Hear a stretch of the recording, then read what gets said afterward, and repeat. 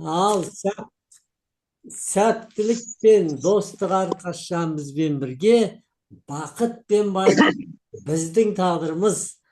Міне, біз бүгін енді кәдімгідей 6-шы сабаққа келіп отырмыз. 6-шы сабаққа келіп отырмыз.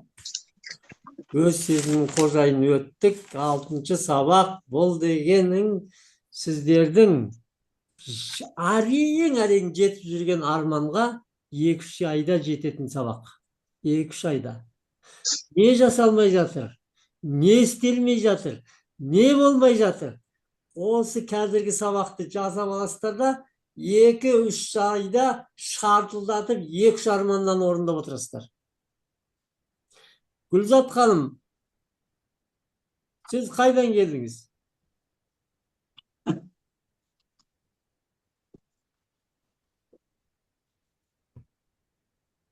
Микрофонды ашыңыз.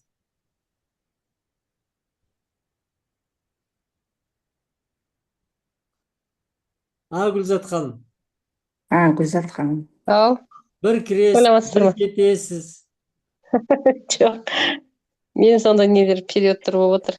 Сіз Енді бүйтіңіз. өзіме байланысты емес екен. Келесі Кісілерге отыр. осы сабақтар біткенде қайта бастаймын. Содан басынан бастап қатысыңыз. Сөйтем ой. Иә, Потому что ана кісілер келіп жатыр да, мен оларға тоқтата алмаймын ғой кісілер. бір сабақ түсінікті, бір сабақ түсініксіз. Сіз жақсылап ниет етіңіз. Сіздің кісілеріңіз, міслеріңіз мына жерде тұрғанда олар керек жоқ сізге, 1 грамда. Сіз өзіңізге өзіңіз керексіз. Біреуге керегі жоқ, өзіңізге өзіңіз керексіз. Сондықтан жақсылап ниет етіңіз да, келесі сабаққа мен сізге жазам, қатысыңыз, жарай ма? Сіз Салтанат Қаншайымнан келдіңіз ғой? Иә. Сол кісіге айтыңыз. Өткенде сол ана қайсысы мен аяқ жағына қатыса алмай қалғам. Не аяқ жағына қатыса алмадым ғой, сөйтсем болмайды екен. Болмайды. Болмайды екен. Бәрібір аха, жанында. Істеген жаттығу бір-біріне шынжыр сияқты жалғасқан. Біреуін екеуін үзіп алдыңыз ба, болды, онда қатыспай қойған дұрыс. Түсінбей қаласыз. Жақсы? Рахмет сізге. Көп жасаңыз. Енді келесі сабаққа дайындалыңыз. Салтанат ханыма жазып қойыңыз, мен келесіге қатысам деп. Рахмет сізге, давайте. Жақсы. Сізге ризамын. Ниеттеніп жатсыз. Ниетіңіздің өзі де жақсы нәрсе. Сізден басқа ешкім өзгерте алмайды. Гүлзат ханым, қонақты қойыңыз. Бәрін тастаңыз да, өзімді өзгертемін деп ниет етіңізші. Бәрі тоқтайды сол кезде. Е? Жақсы сонда. Жақсы. Аха, ренжімеңіз. Ал енді сонымен біздің осы келесі сабағымыз өте керемет сабақ. Өз өмірімнің, өз әлемінің қожайыны болып жатсыздар. Көп нәрсені өзгертіп жатсыздар.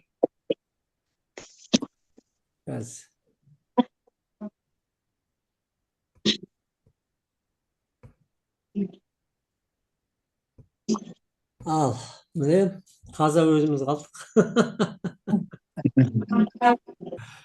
Дұрыс қой енді, бір адам бір сабақтан, 2 сабақтан кешіксеңіздер, келесі непонятно болады. Непонятно. Түсінбейді. Анау не болып кетті, алдында не болып кетті дейді. Сондықтан осы бір сабағымызды бітіргеніміз жөн. Кешегі сабағымыз өз сезімнің қожайыны болдық. Сіздер енді өмірлеріңізде күнде тағдырларыңыздың қожайыны болып келе жатсыздар. Күннен күнге. Ақырын бір қадамнан. Енді шынымен де мен келешекте қалған өмірімді бақытты өмір сүрем, қалған өмірімді қызықты өмір сүрем, қалған өмірімде барлық жерді көрем, барлық жерге жетем деген ниет болса, осы жаттығуды тастамайсыз, осы ортадан шықпайсыз. Орта бәрібір. Қанша жаттығуды алып кетеді адамдар? Ортаға барады, басқа ортаға барады, 2 күн жасайды, 3 күн, содан кейін қалады.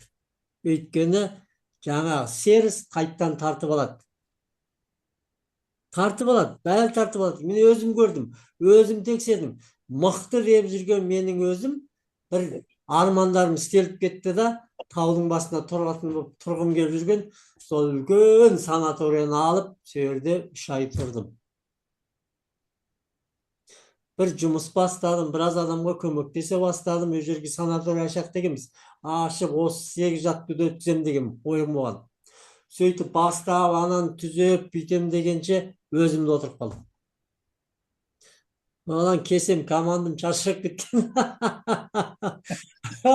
Ой, тауда құрсын, бәрі құрсын, осында жүремін, бәрі тастап, кеп қайтадан жанып алдым. Қайттан көтердім. Енді қанша мықты адамдардың мықты нелерін тыңдап жатырмын да, кешке шейін соларды тыңдаймын.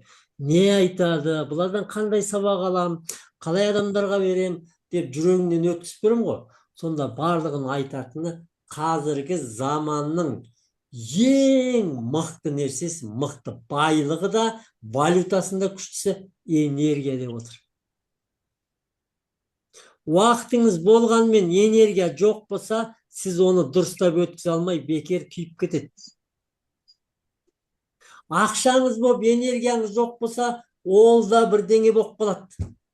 Вообще керек жоқ болып қалады. Ештеңе қызықсыз болып қалады өмір. Вообще не болып қалады. Сондықтан энергияңызды көтересіз, энергияны түсірмейсіз, постоянно да ақырындап өзінен өзі түзеледі екен бәрі. Жақсарады екен. Біраз уақытқа дейін мен де ақшаға табысшы болып қалдым. Біраз уақытта біреулерге не болып қалдым, не істерімді білмедім. Сонда да тоқтатқам жоқ. Жасай бердім, оқи бердім. Адам келе ма, келмей ма, мейлі осында жүре берем, оқи берем, білімді ала берем. Мен әлі дайын емес шығармын, ала берейінші, дайындала берейінші дей бердім. Қазір өзінен өзі ақша келіп жатыр. Өзінен өзі жақсарып жатыр. Бәрі тамаша, ауру нәрсе жоқ, ештеңе жоқ екен. Ол бұның бәрі ойдың ойын екен, мидың ойын екен. Бізді алдап жүрген, бізді әр жақта сүрелеп жүрген мидың ойын екен. Сондықтан біз миды қалай түзетеміз, мимен қалай дос боламыз, оған қалай қожайын боласыз, өміріңіз шартылдап тұрып шешілетін болады бәрі. Сол үшін біз бірінші жаттығуымызды білеміз. 200 күлкіні тастамаңыздар. Bir күндер жаман болады, бір күн жақсы болады. Но все равно күле беріңіздер. Вообще ми әр тартады, бер тартады, қашады, істегісі келмейді, жылайды, бычыт қылады да. Все равно тоқтатпай қойыңыз. Bir күн ми көнеді, ей, отты қоймады, үйрендім дейді да, қарқылдап күледі. Екінші, ойды түзей бересіз. Кәдімгі кішкентай баланы үйреткендей айтып құйрығынан соға бересіз.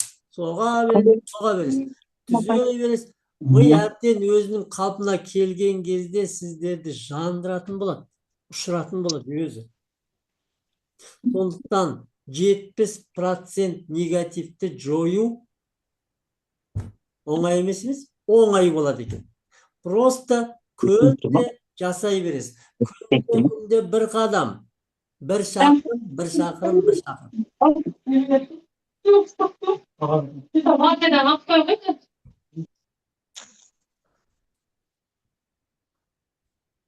Дауысыңызды өшіріп қойдым, Серік мырза. Сізге мешай етеді отыр. Өшіріп қойдым дауысыңызды. Сонан кейін өзіңіздің қазір орындарыңызды таптыңыздар. Нағыз патша мен патшайым екендеріңізді түсіндіңіздер. Мына миға түсінік келген кезде не істейді? Ол да қорқыныш жоғалады. Түсіндіру керек. Қорқыныш деген қорқыныш емес. Ол жай әшейін мидың. Мен оны түсінбеймін, тоқта деген нәрсе. Сіз оған жақсылап түсіндіресіз, айтасыз, оқисыз, білімін бересіз, түсіндірген келгенде, түсінік келгенде, ми о жерден еш уақытта қорықпайтын болады. О жақта осындай бар екен деп аттап жүре беретін болады, қорықпай. Түсіндіңіз ғой? Сондықтан патшайым несіне кіргенде сізде сенімдік пайда болады. Сенімдік пайда болған кезде сіз любой нәрсені оп-оңай шешесіз. Мен патшамын, менің айтқаным істеледі деген ниетпен барып шеше бересіз, оңай. Чешілмейтін нәрсе жоқ. Барлығы шешіледі. Просто ми түсінбей тоқта дейді, біз оны қорқыныш деп сезінеміз. Ал мидың тоқта деген жерін айтасыз. Барып тексеріп көрейікші. Қолымызбен түртіп, тістеп дәмін көрейікші. Ясно, что оңбасын. Барасыз, көресіз келеді. Ауру келсе алыспаңыздар. Керек жоқ. Қарап отырыңыздар. Мына дене өзі жұмыс істейді. Өзі. Сіздің көмегіңсіз. Ештеңесіз. Мен қазір қолым өз сөйлеп жатыр, өз жүріп жатыр. Мен сөйлетіп отқам жоқ. Қадағалап отқам жоқ. Сіздің жүрегіңіздің соққанын қадағалай аласыз ба? Қадағалай алмайсыз. Әр клеткаңыздың өскенін қадағалай аласыз ба? Қадағалай алмайсыз. Любой жерін істеп жатқан қадағалай алмайсыз. Ол ми қадағалайды. Сондықтан ауруды да, проблема да мидың өзіне қойып бересіз. Өзің шеш, өзің жұмыс істе, өзің жүре бер. Мен жанмын, мен бақыттымын. Мен өмір өлмеймін, мен энергиямын деңіз, болды. Түсінікке. Адам өз жұмыс істей береді ол. Өзі. Келсе өз жазады, өз істейді. Проблема келсе өз шешеді, өз жасалады. Ойға берілмеңіздер. Оймен бірге кіріп кетпеңіздер. Ой келеді, кетеді, келеді. Явление ол. Келіп кететін нәрсе. Жай әшейін елес. Соны түсініп алыңыздар жақсылап. Түсіндік қой. Бұдан кейін сау болып жасаймыз. Жанды, тәнді тазалаймыз. Күнде иммунитетті жоғарғы деңгейге көтеріп аламыз. Жүре бересіз. Чем больше тамақ ішкенше, больше су ішіңіздер. Ниет етіп. Постоянно ниет етіп. Болды, басқа керек жоқ. Оның бәрі мидікі. Қарның ашады. Құлап қаласың деп ми айта береді. Твои проблеманы өзің тауып, өзің жеді. Өз жейді, өз тауып істейді бәрі. Сондықтан сау болын жасап, бәрін қаныңыз тазалап жүріңіз, болды ғой. Енді өз сезімінің қожайыны болып, барлық келген жағдайға қарап, спокойно қарап, күліп отырасыз. Күліп шешесіз. Боларыс болып кетті ғой, күліп жүре беріңіз. Бар істеліп кетті ме, күле беріңіз. Ары қаратай қажетіне онымен бірге алысып, қайғырып керегіне. Қайғыру деген, реніш деген ол ауыр нәрсе. Оны көтеріп жүру қиын. Шаршайсыздар. Құлайсыздар бір күн. Ауру пайда болады. Лучше өтіп кетті, ұмытылдым. Ұмытасаңыздар, соны ұмытып жіберіңіз. Миға, ойға келсе, керегі жоқ қой, өтіп кетті. Керегі жоқ, соны өтіп кетті маған. Керек кетіп қалды ол. Сіз қалай ұмытасыз? Реніште бәрі кетеді, жоғалып кетеді. Жоқ болып кетеді. Сіз одан бар проблема жүрмейсіз. Одан кешірім сұрап, бүйтіп қайғырып. Жоқ, просто ұмытасаңыз. Есіңізге түссе, болып кетті ғой, қош, кешірдім мен. Болды. Қайтып ойламайыншы деп, ойламаңыз. Бітті. Ойламаған нәрсе қайтып сіздің өмірге келмейді. Егер жақсы бір нәрсе болса, ойлай беріңіз, сізге керек болса. Тамаша керек нәрсені ойлай беріңіз. Қайғырғыңыз келсе, қайғырыңыз, өзіңізге қиын болады. Қадағалап үйреніңіздер, өмірлеріңізді. Теланың ештеңе ауруды қадағалай алмас, өмірді қадағалаңыз. Ойды қадағалаңыз. Күліп жүріңіз, сабырлы болыңыз. Болды. Махаббат, мейірім, алғысыңыз көп болса, болды екен. Басқа ештеңе керек жоқ. Ақша өзі келеді, денсаулық өзі жасалады, барлық көтеріледі. Сіз тек күліп, сабырлы, мейіріміңізді, махаббатыңызды төге беріңіз, бере беріңіз барлығына. Аямаңыз, бітпейді ол. Өмір бітпейтін нәрсе. Ол еще көбейе береді. Сондықтан кеше қалай күндеріңіз өтті? Ешкімге ренжімедіңіздер ма? Қанша рет миллиондарды санадыңыздар? Соны жасаған жасаман туралы айтып беріңіздер. Енді бірінші сөзімді, алғашқы сөзді мен Ұлы да дара данышпан біздің патшалардың патшасы. Нағыз ғажайып жан. 100 емес, 1000, миллионның әкесі болып жатқан. Ардақты да асыл әке. Әлемге әйгілі патша. Уже қазірдің өзінде долларлық мультимиллиардер. Бүткіл әлем танитын нағыз көшбасшы Жүзбай мырзаға бергім келеді. Микрофоныңызды өшіріп қойып қосасыз ба? Айтшы кімге? Кәмшат ханыма.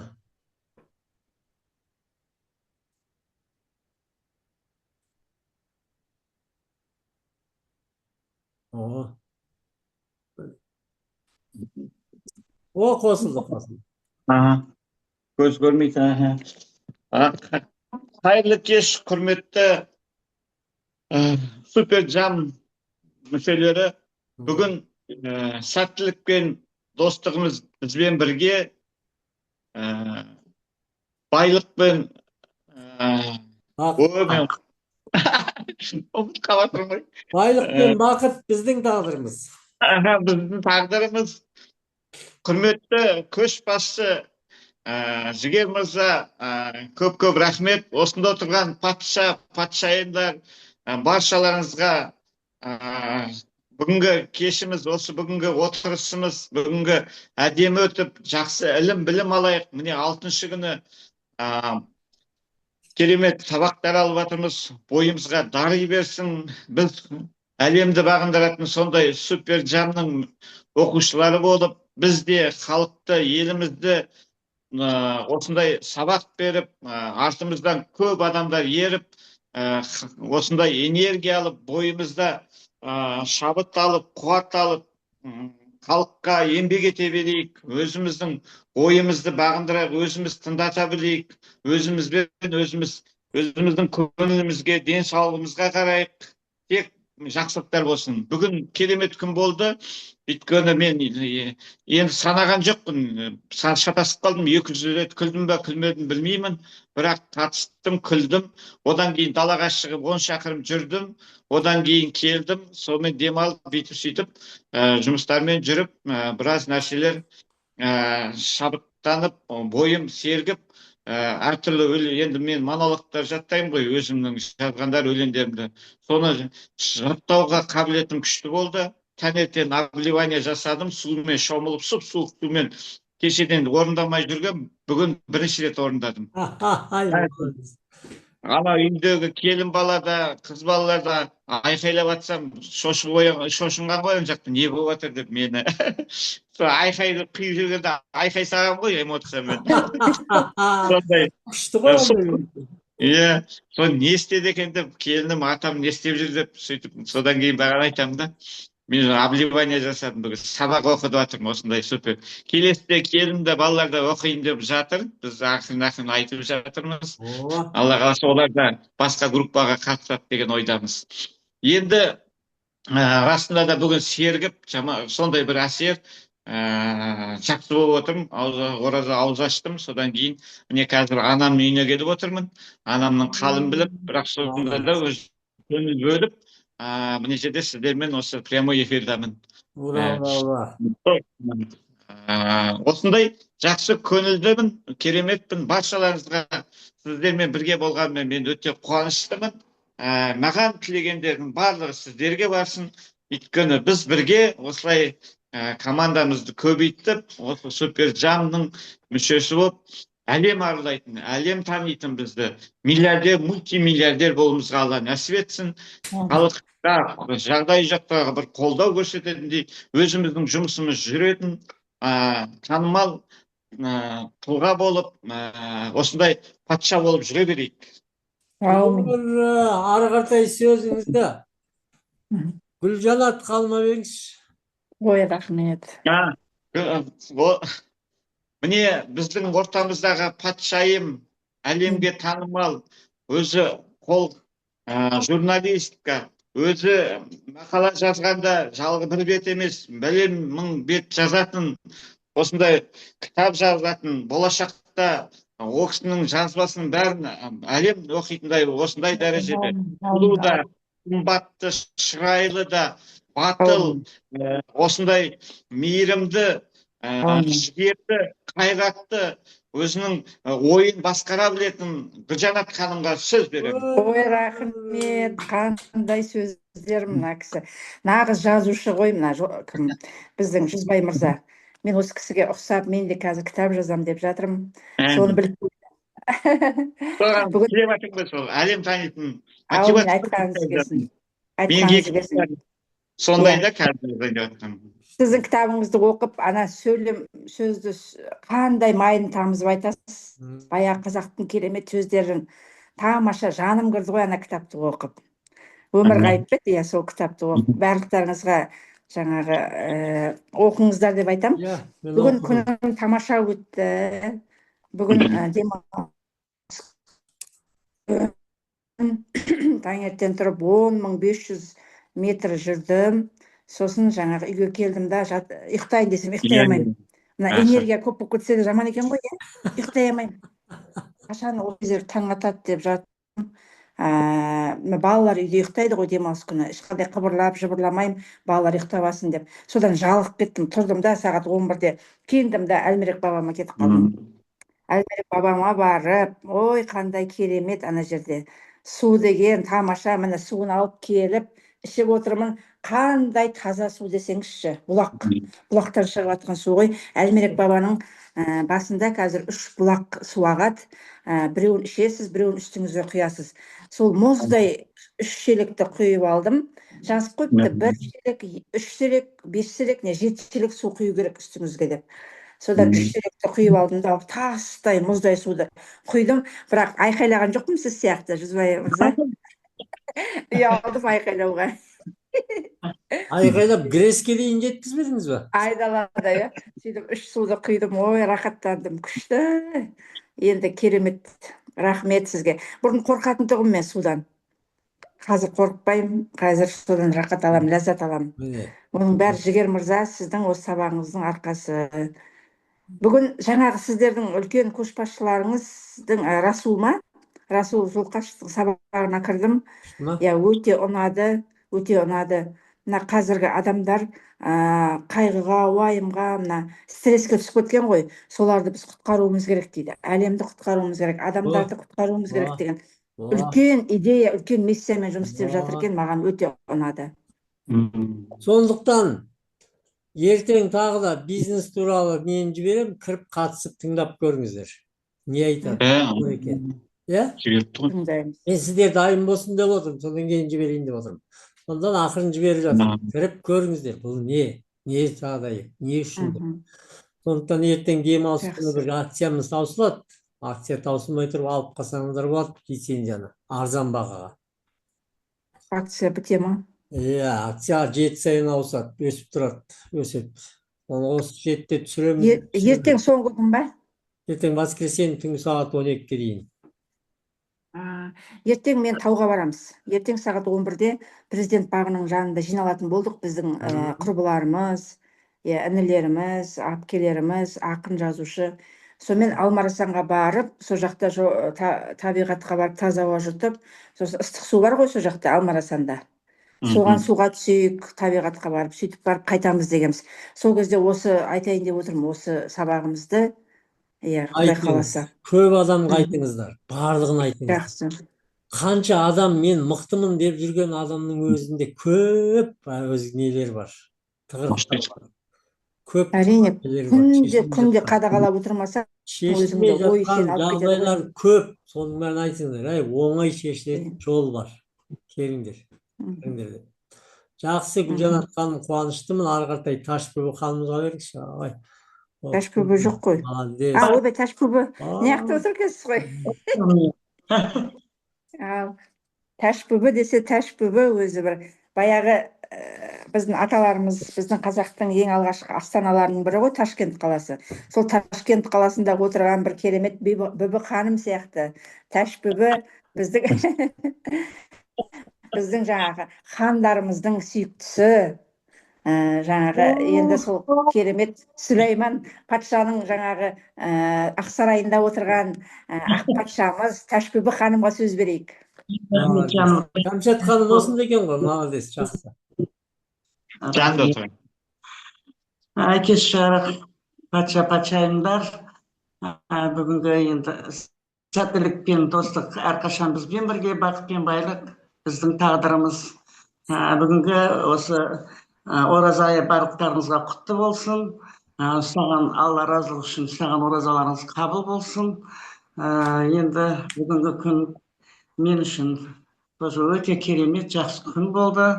Мен де тәлімгердің берген тапсырмалардың бәрін өре орындадым.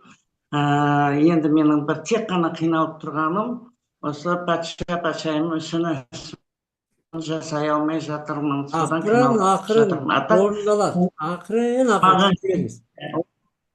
Ең керектісі сол маған. Патшайым болу ма? Қандай ең? Асанка жасау. Мынау үшін маған сол қиын болып тұр. Сізге біз мынандай бір тәж сатып алайық. Басыңызға тәж кигіземіз. Өзіңіз отыра қаласыз. Сөйтеміз, өзімде айтып тұрмын ғой. Тәж кигізейік сіздің басыңызға. Басыңызға мынандай кітап қойып отыр, жүрсеңіз де болады, кітап қойып. Міне. Міне, кітап түспей жүресіз, бүйтіп жүресіз, көтеріп, постоянно. Бұл да жақсы. Сонда екі иығыңыз түзеуленеді. Сау бол жаттығы оңай. Оны мен кешкісін жасаймын күнде. Бәрі сіздердің берген жаттығуларының бәрін жасап жатырмын, Алла бұйырса. Енді сіздердің статустарыңызға жетемін деп ойлаймын. Өзім енді соған нетіп келдім бұл жерге. Сол денсаулығым үшін келіп отырмын бір жағынан жаңа сіздер айтқандай, осындай көпшілікке жәрдем беріп, көмектесіп, соларға да айтып, түсіндіріп, яғни мына жерге келсең, міне өз денсаулығыңды да жөндейсің, өзің жөніңді жөндейсің деп түсіндіруге дайынмын деп қояйын. Сол. Қуаныштымын, Ташбек ханым, қуаныштымын. Ары қаратай сөзіңізді Камшат ханыма беріңізші, Камшат ханшайымға. Саламатсыздар ма? Қалайсыздар? Қалдарыңыз қалай? Бәрі де данышпан, ақылды, керемет жан, патшайым, біздің Камшат ханымға микрофонды ұсынамыз. Саламатсыздар ма? Қалдарыңыз қалай? Ораза қабыл болсын. Бүгінгі күнде мен ештеңе істемей, тек қана жаттым, демалдым. Ол да дұрыс, ол да жақсы. Ұйықтадым. Мен енді жатқанда да не істедім тағы да? Жатсаңыз да, тұрсаңыз да, отырсаңыз да, демалсаңыз да, ойды жақсы ойласаңыз болды ғой. Біз келініміз екеуміз ұзақ сөйлесіп, видеоларды көріп, күліп, бір қарқылдап, келініміз екеуміз күлдік. Ол да бір жұмыс. Отырып алып, тамағын ішіп, ауыз ашып, комплимент айттым, мықты. Сіздерден үйреніп алған. Сау болып жасадыңыз ба? Сау болды. Неме? Обливание. Обливание жасамадым. Моншаға барам дегенсің, барған жоқпын. Причем тут монша, душқа кіріп жасайсаңыз. Бүгін айттым ғой, мен жаттым. Патшайымдар жасап жатпайсыз ба, рахат қой. Патшайымдар ұйықтау керек, жату керек, демалу керек. Істемеу керек, патшайымдар. Бүгін мен бизнес туралы ойлап, не істесем екен, қолымнан менің не келеді деп. Тамаша. Сосын неден заказ бердім, Пиндодадан. Бірдеңе жасайын деп жатырмын, ол сюрприз болады. Молодец. 8-ші сабақта түсінесіз. Не керегін табасыз өзіңізге. Соны ізденістемін, қазір ойлап жүрмін. 8-ші сабақ, ертең деген ары күнгі сабақта түсінік келеді сізге. Мынау екен ғой деп шығасыз. Сол нәски сатып жатырмын. нәски алып шықтым, видеоға түсірдім. Ертең қонаққа барған кезде енді оразада ауыз ашуға барған кезде нәскилерімді алып барып сол жерде сатайын деп отырмын. Күшті. Сіздерге де ұсынамын, күшті Америкаға шығарылған нәски, ол өте мықты. Аламыз ба, аламыз, әңгіме жоқ. 2 жыл болды киіп жүргелі. Вообще жыртылмайды ғой. Керемет. Біз де алайықшы, носки алуға уақыт жоқ. Жіберем, салып жіберем. Қолдарымның носкиін киіп аламын. Олар жоқ кезде ұрлап аламын барып. Носки алайықшы. Өте мықты нәскилер олар.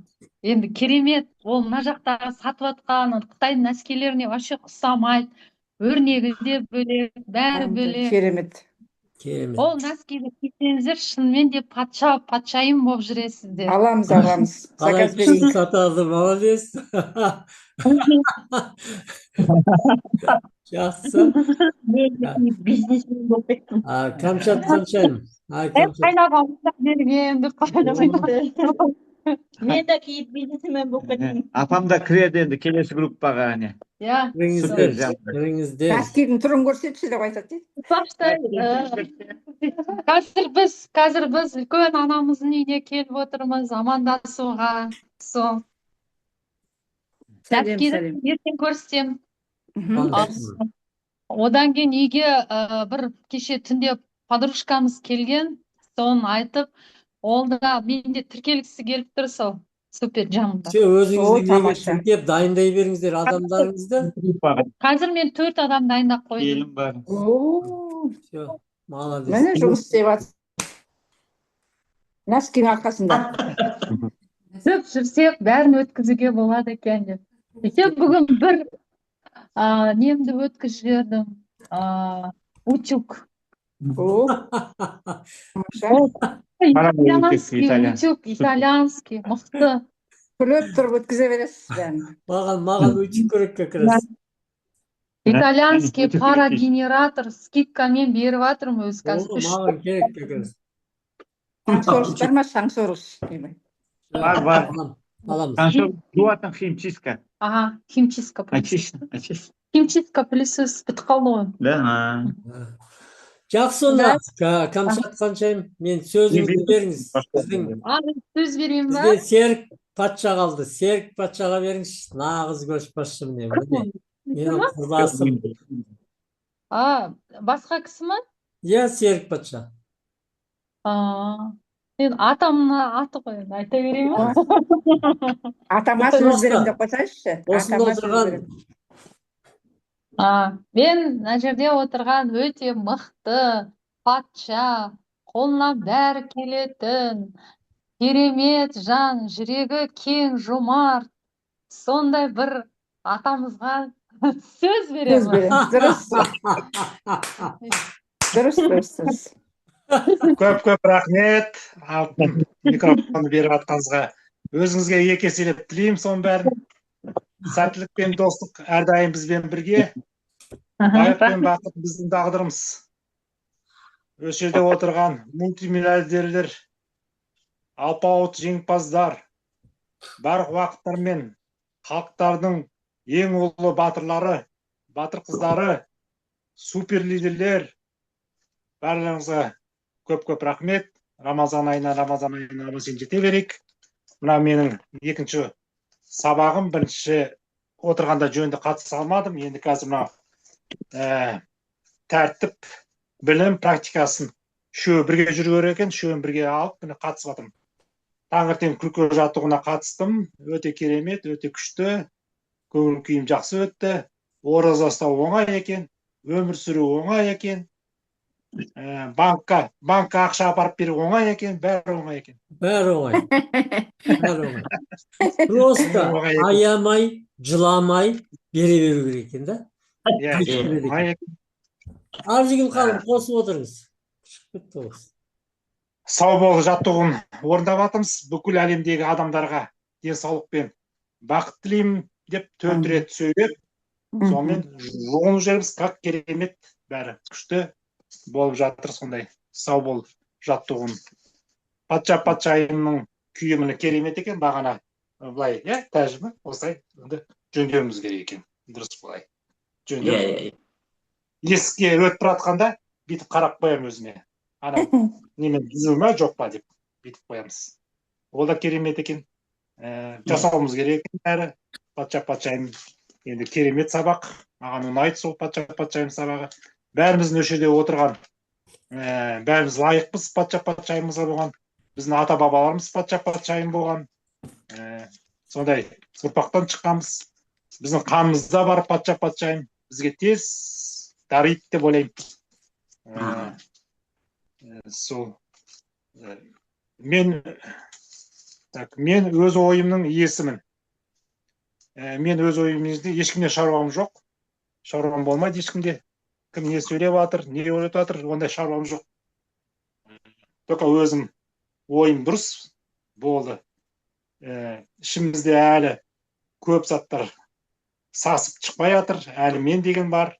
Әлі сабаққа қатысқымыз келмейді. Әлі тыңдағымыз келмейді. Оның бәрі ақырын кетеді деп ойлаймын. Барлықтарыңызға сәттілік, осындай бір Құдайға рахмет, екінші осында болған міне керемет адамдармен, керемет патшайымдармен менді кездестіріп отырған осындай керемет жандарға рахмет. Өзімізді өзгертеміз деп отырған, өзіміздің немерелерімізді, бауырларымызды, бүкіл қазақ елін, бүкіл мұсылман елін, бүкіл әлемдегі елдерді өзгертеміз деп отырып, осы жерге келіп отырғаныңызға бәріңізге көп рахмет. Барлықтарыңызға сәттілік, барлықтарыңыздар осы жерде отырған лидерсіздер. Өте күшті. Енді маған сөз беріңіз. Ал енді осы патшаның патшасы, патшаларға сабақ беретін, патшалардың ұстазы, мультимиллиардер, сіз алпауыт жеңімпазсыз, Құдайдың сүйікті адамсыз, тарихи аңызға айналған батырсыз. Сіз біздің ұлық пен күштің мега генераторсыз. Әлем сізді аңызға әлі естиді. Мен сенімен бірге оқып, сенімен үйренуді мақтан тұтамын. Сіз туралы кітаптар жазылады. Сіз ең бақытты және ең бақытты мультимиллиардерсіз. Жігер мырзаға сөз берейін. Рахмет. Гүлжанат ханым, кешегі айтып беріңізші анау, мақтай алмаған адам қандай адам деп. Қазір жазып қойған мына жерде. Тыңдаңыздар. Мақтау сөзге сенбейтін адам өзінде мақтау сөз айтқан адамды да бағаламайтынын көрсетіп алады. Өзін бағаламайтын адам біреуге мақтауды айтамайды екен. Көрдіңіз ба? Мақтағанына да ойланып қалады екен. Мен пайдаланайын деп тұрма, бір жаман оймен мақтап тұрма деп, сондай жаман ойларды ойлай бастайды екен.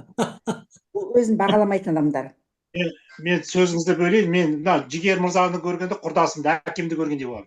Осылай тік әкеміз сөйтіп сабақ беретін бізге. Түсінбей баратса, бастарыңа, миларыңа пер жүрейін бай, бастарыңа сөйтіп үйрететін. Жігер сияқты, сол Жігер әкемді көрген. Сонда әкем мені мақтағандар, мені мақтасаңдар, ура деп қуанатын. Әкем, мен мақтаған жақсы көріп, мен жамандамаңдар. Қазір міне сол бәрі өтіп жатыр, әкем міне керемет. Қазір өтіп, ол кісіне қайдан сабақ алған?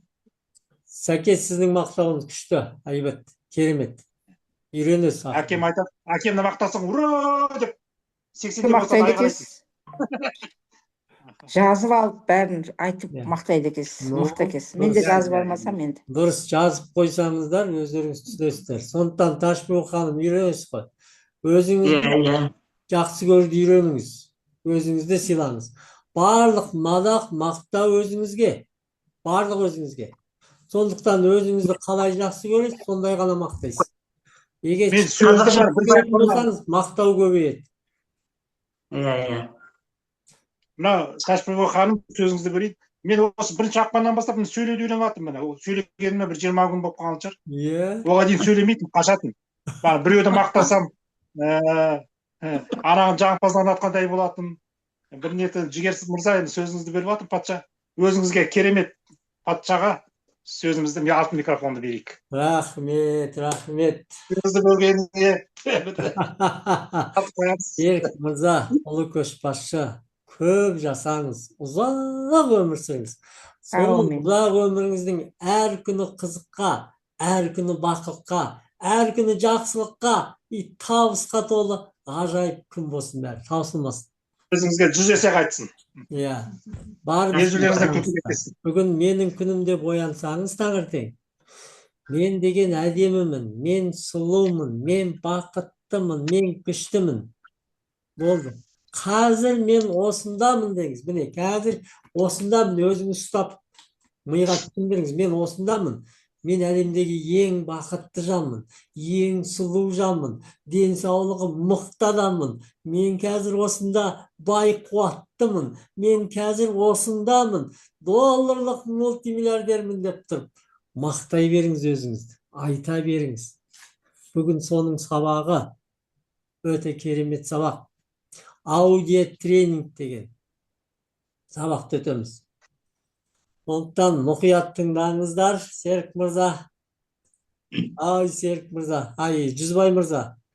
Жүзбай мырза. Көңіліңіз ешқайда бөлмей, сабақ бір тыңдамаңыздар қазір, жақсылап. Сондықтан бүгінгі сабақтың тақырыбы аудио тренинг. Аудио тренинг. Сөздің құдіреті мен санаға әсері. Естігеннің есіңде қалады, санаңда өмір сүреді. Сол қайталана береді. Сондықтан дыбыстық жаттығу арқылы сана мен көңіл күйді өзгерту әдісіне көшеміз. Өз даусыңызбен өзіңіздің өміріңізді өзгертуге көңіл бөлесіздер. Құлақ арқылы миға позитивті ақпарат жүктеу дейді бұны. Құлақ арқылы миға позитивті ақпарат жүктеу. Сөз бен әуен арқылы эмоцияны басқару. Аудио тренинг деген. Түсініңіздер ғой? Сондықтан баяғыда ата-бабаларымыз не істеген? Жырау мен ақындардың терме жырларын айту арқылы түсіндірген. Қайта-қайта айта берген. Бесік жыры арқылы балаға жақсы тілек сіңірген. Кеш-кешейін бесік жырын айтады ғой.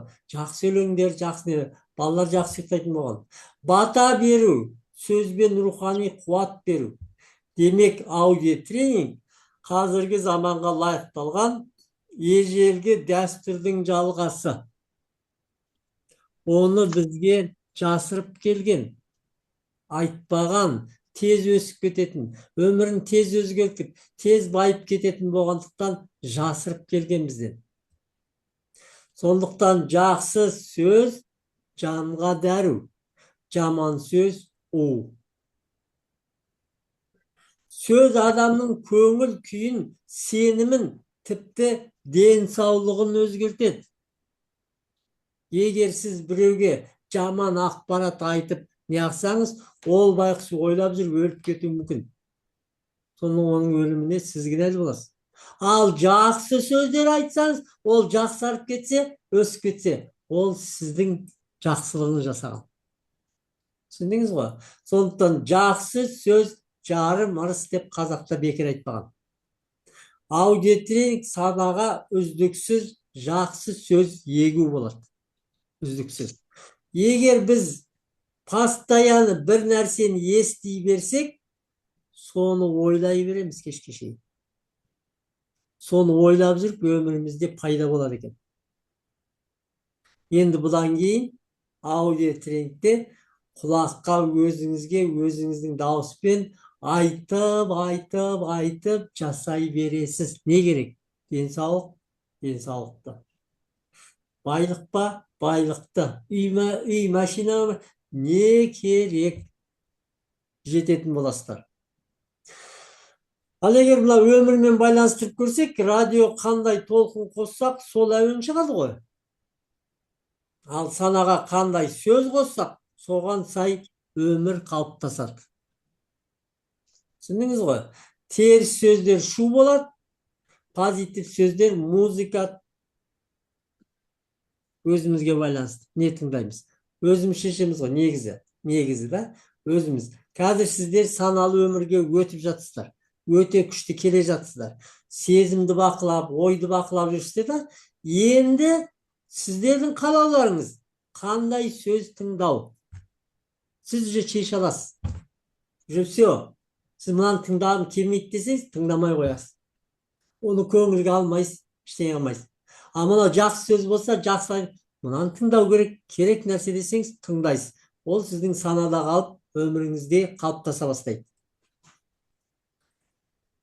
Енді қараңыз, біздің өмірімізге керек нәрсені күнде қайта айта беру арқылы өзімізді сендіреміз.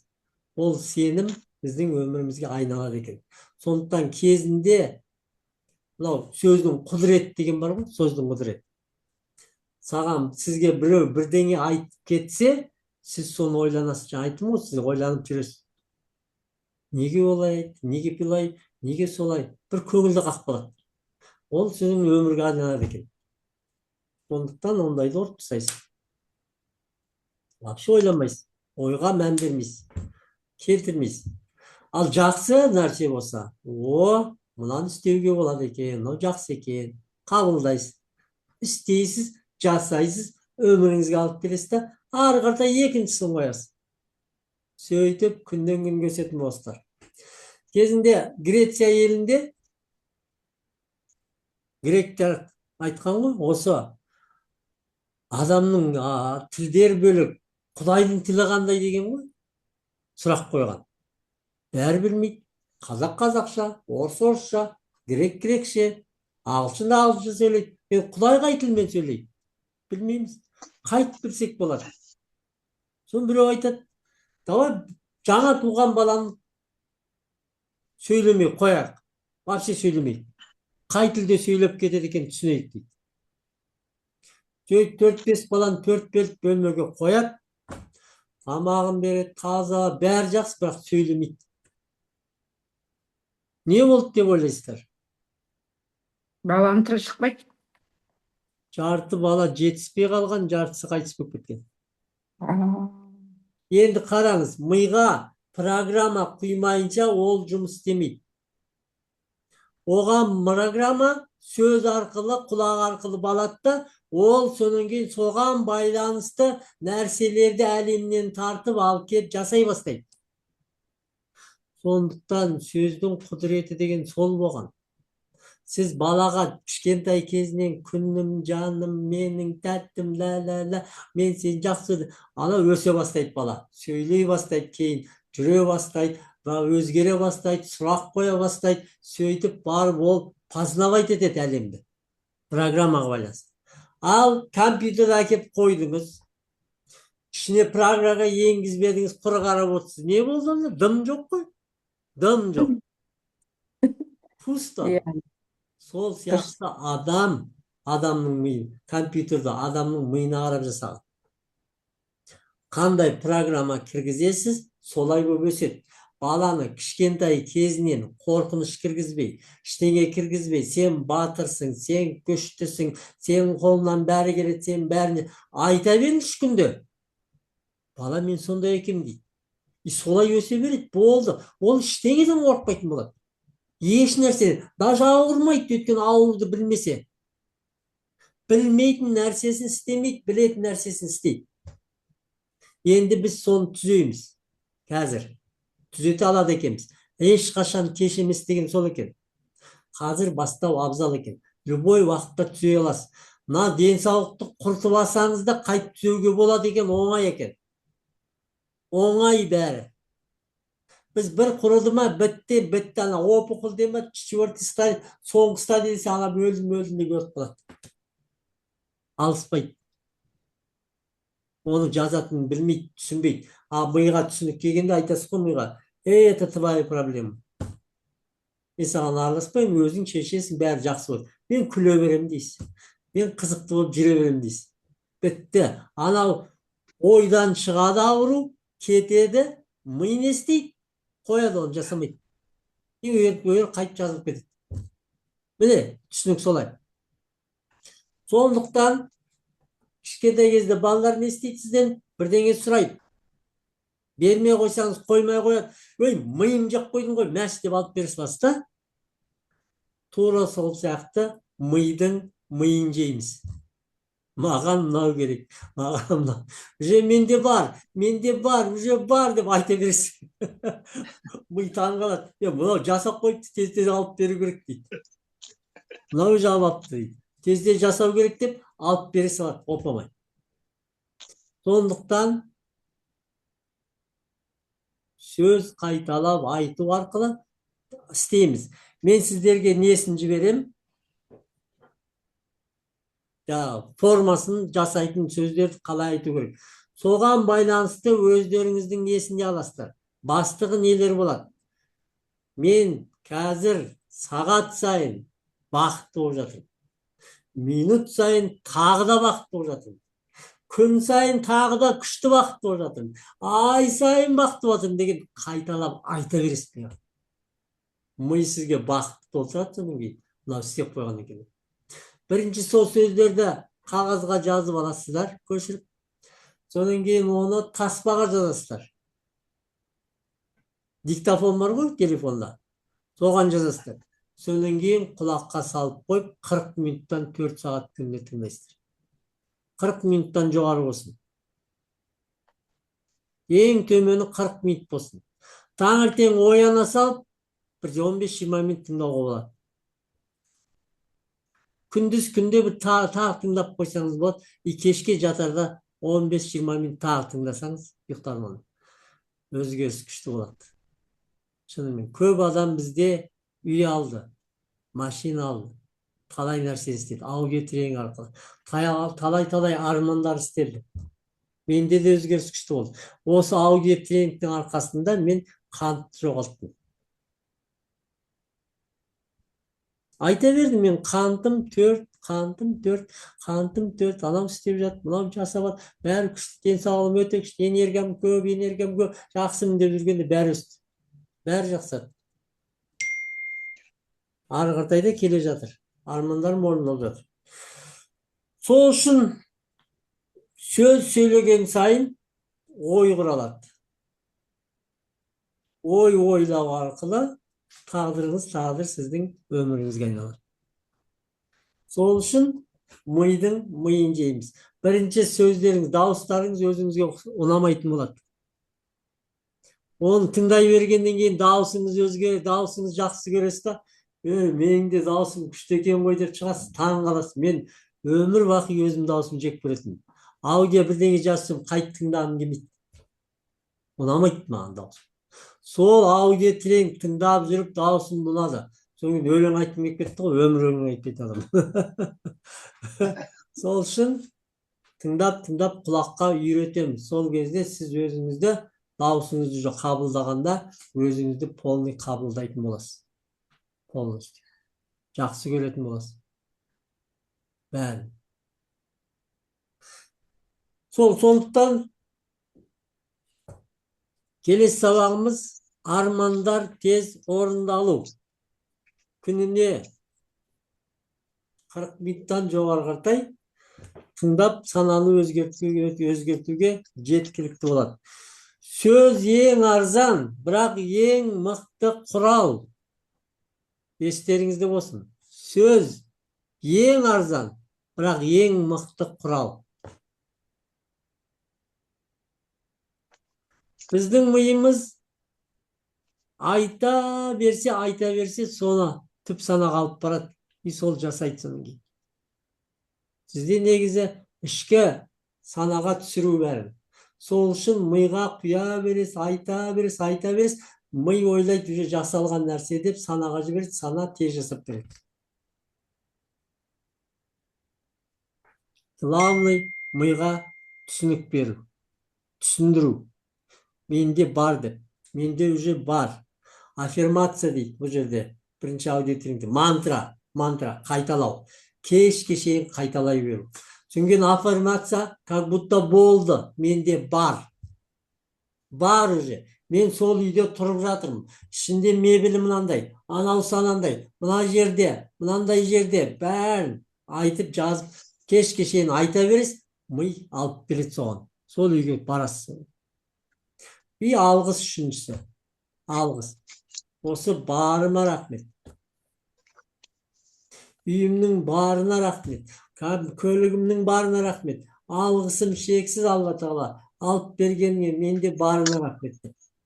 Алғысты көп айтасыздар. Сол бар жоғы сол үшеуін орындайсыз, көзге елестетесіз, бітті. Елес ең тез жасалатын нәрсе. Қандай дене керек? Елестетесіз, солай болады. Алла Тағала қалай жасайды білмеймін. Мен қарным жоғалтсам, кішкене азсам, қайды бассам деп жүргенде маған қантты беріп та топ еткізді. Бірақ абайлап армандаңыздар. Сондықтан мен осындай жасап өстіп жүріп аздым, осындай жасап жүріп енді келтірдім деген сияқты дұрыс нұсқа бересіздер миға, ол дұрыс жасайды. Ал сол миын жей берсеңіз, ол өзінің қолынан құрайды да тез жасайтын ба, жағындай ауру беріп бірдеңе жасай салады. Кеше бір жігіт неден айтып жатыр. Инстаграмға шығып айтады. Абайлап сөйлеңдерші дейді да. Мен бірдеңе айтам деп 2 ай үйде жаттым дейді. Демалғым келді дейді. Ой, уже шаршап кеттім, бір 2 ай демалсам екен деп айттым дейді. Қайт демалатын айтпаппын дейді. И аяғымды күйдіріп, 2 ай үйде күйіп жаттым дейді. Дұрыс. Көрдіңіз ба? Сондықтан абайламай сөйлеген ауырмай өледі деген сол. Қазақта мақал бар.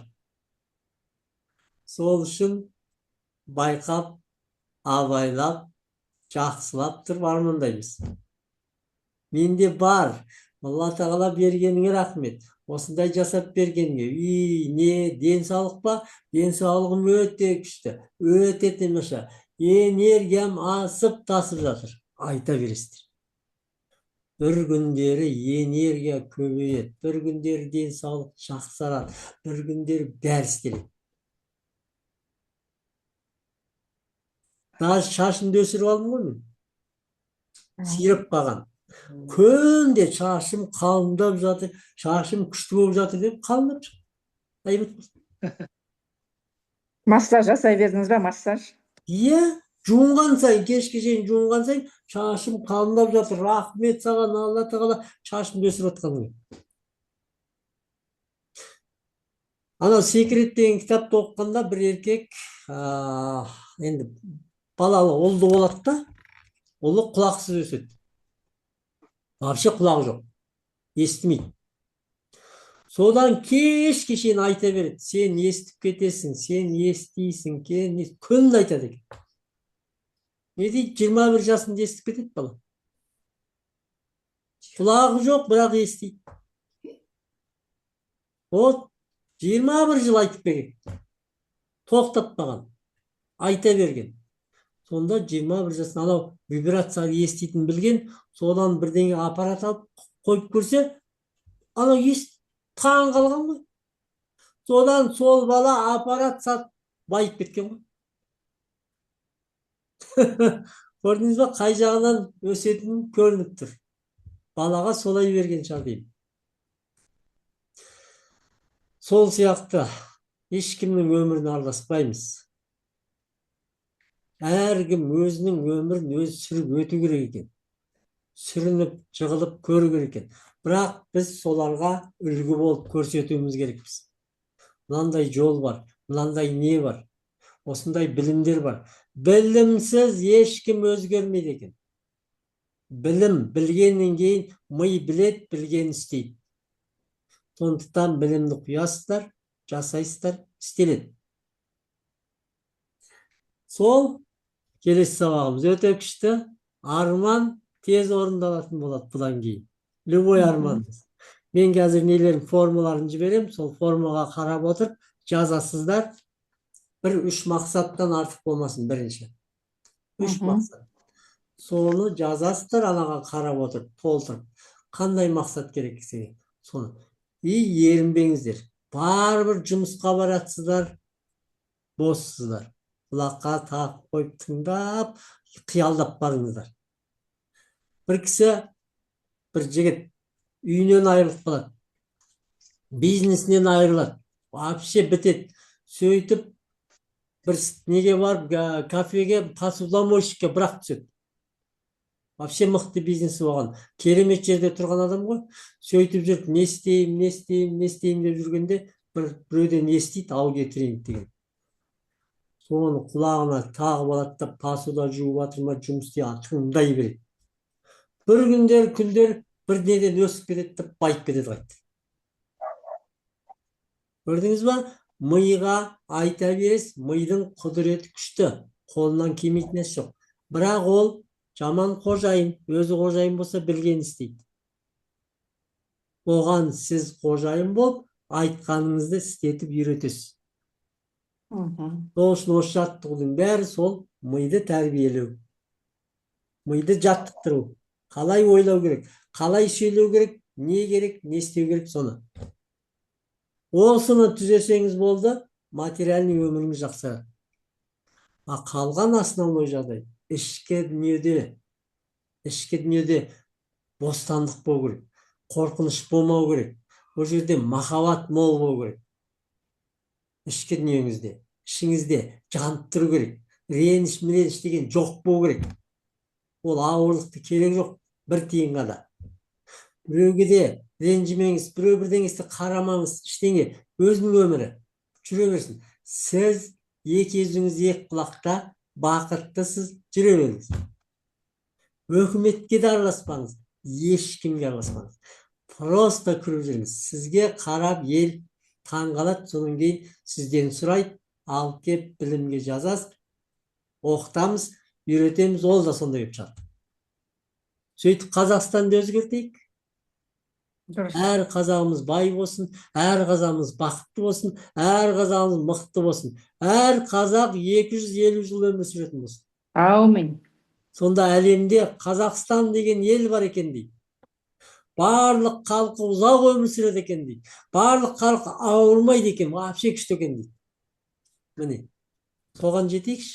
Сол үшін көбірек тарқатыңыздар, жеткізіңіздер, алып келіңіздер. Ол үшін лицензия алып қойыңыздар. Олар келіп ертең, мен осында қалып бизнес жасаймын, мен де адамдардың бәрін өзгерткім келеді десе, сізде лицензия қымбат болып кетеді. Қазір дайын тұрады, сіз олар алады, сіз ол ақшаны қайтарып аласыз, оп-оңай. Бір жетті табуға болады қайтты. Лицензияны қалай алады? Лицензия қазір 97 мыңнан 1,5 миллион теңгеге дейін. Қайсысын қарайсыз, соны алуға болады. Мына сіздің алғаннан ештеңе не алмайды, келмейді ақша. Түспейді. Адам жазылады, ранг түспейді, ештеңе түспейді. Ал ана лицензиядан бастап бизнес басталады. Өте күшті бизнес. Бизнес болғанда бұл сетевой емес, не емес, бұл 1000 жылдық сала, жұмыс. 3 миллиард адамды достастыру деген оңай емес. 1 миллион секундқа бөлсе 11,5 күн екен. 11,5 күн ақ болады екен. Ал 1 миллиардты секундқа бөлсе 31 жыл екен. Сонда миллиард көп қой. Сол миллиардты миға құя беріңіздер ақыры. Түсіне беріңіздер. 1 миллиардыңыз болса не істейсіз? 10 миллионның үйін аласыз, ең мықтысын. 10 миллионға самолет алады екенсіз. Ары кетсе 500-600 мың екен машина. Қалған әлем ғой әлде. Туған туысқаныңыз түгел киіндіріп қойған. Мәшине үйімен жағы есімен қосып қойған. Өмір уақиға тұқым тұяғыңызбен жететін болады. Сондықтан миллиардқа жету үшін білімдерді көбейтіп, мына миға түсінік беруіміз керекпіз. Рахмет, қуаныштымын, ризамын сіздерге. Білімді тоқтатпайық, аяғына дейін жетіңіздер. 8-ші сабақта мақсаттарыңызды тапқанда ақша керек жоқ, мақсат табамыз, болды деп қаласыз. Қазір біздің заманда только ақша қуалап қалғанбыз. Ақша деп. Ақша ол инструмент екен. Мақсатыңыздың инструменті. Сондықтан бірінші главный мақсат табу керек екен. Үлкен мақсат. Әлемдегі 3 миллиард адам достастыру. Бақыт жасау. Вот это үлкен мақсат. Менің мақсатым солай. Бірінші Қазақстанды өзгерту, потом ары елге шыға беру әлемге. Ал сәттілік тілеймін, жақсылық тілеймін. Түндеріңіз тыныш болсын, оразаларыңыз қабыл болсын. Әр ойларыңыз жақсы, тілеген тілектеріңіз күшті, армандарыңыз биік, мақсаттарыңыз кең болсын. Амин, рахмет. Жақсы көремін сіздерді.